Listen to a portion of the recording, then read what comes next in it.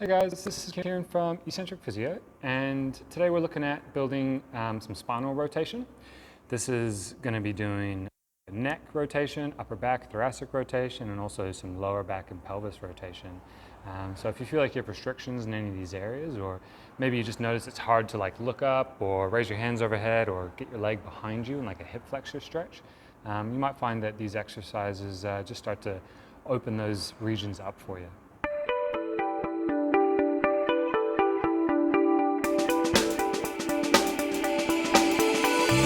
The benefits of this exercise is that it gets pretty much the whole spine into its countering rotations that you'd experience when you walk or when you run.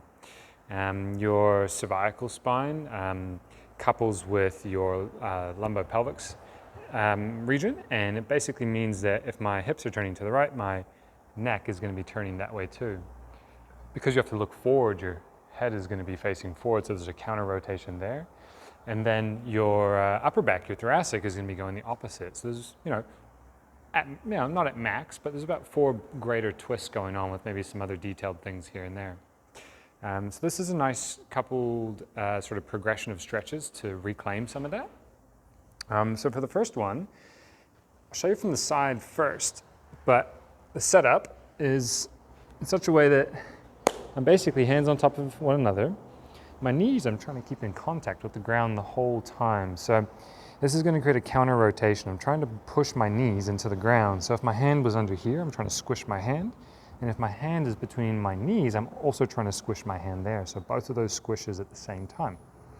I might want a pillow for my head if I haven't got the neck flexibility. But for me, I'm okay. And the idea is you're going to draw an arc as big as you can above your head. And you're trying to keep your hand in contact with the ground the whole time. If you get to a point, say there, where you feel like your hand is going to start coming off the ground, you just stop there and you come back to the start. And over time, it'll improve. And the full movement is going to look something like this, where I'm still looking at my front hand and my back hand is on the other side. I'm kind of in like a letter T shape. And I keep that hand touching the whole time as I come back. And you just run through reps of this.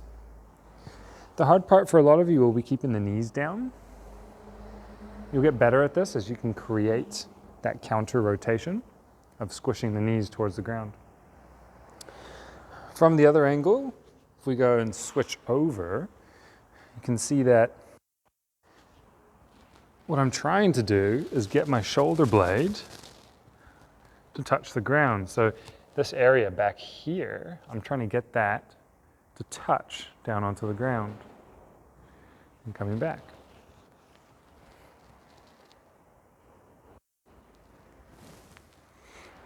Once you feel like that's become fairly easy for you, then we have another progression that is a little bit more directed towards your mid-thoracic and requires a little bit more rotation through your lumbar spine as well. So setup's somewhat similar, except for the legs give me a different position.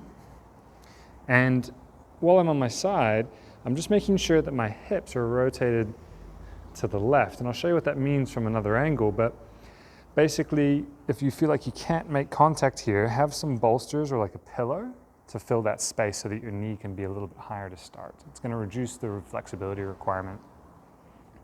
Now, instead of drawing an arc this time, I'm going to just open my hands like a book. So as I'm opening, and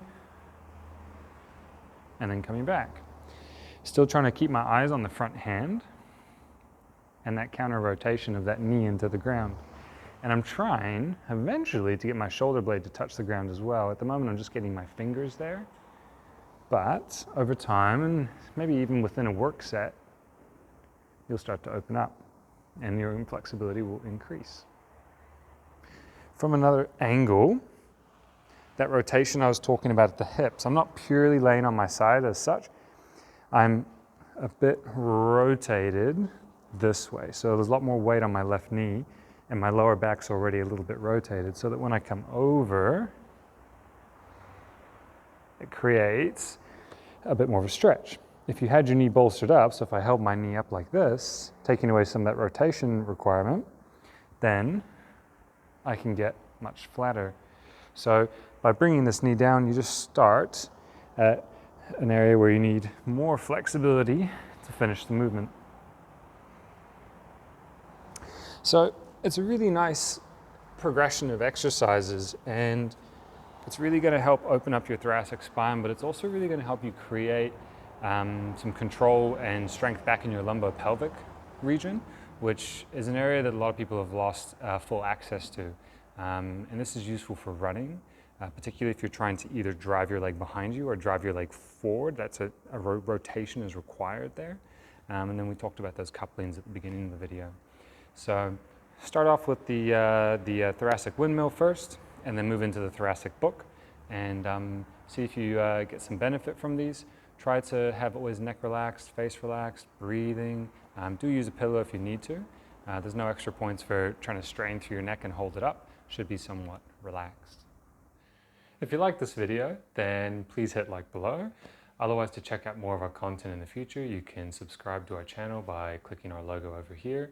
And to check out our latest video, click up here.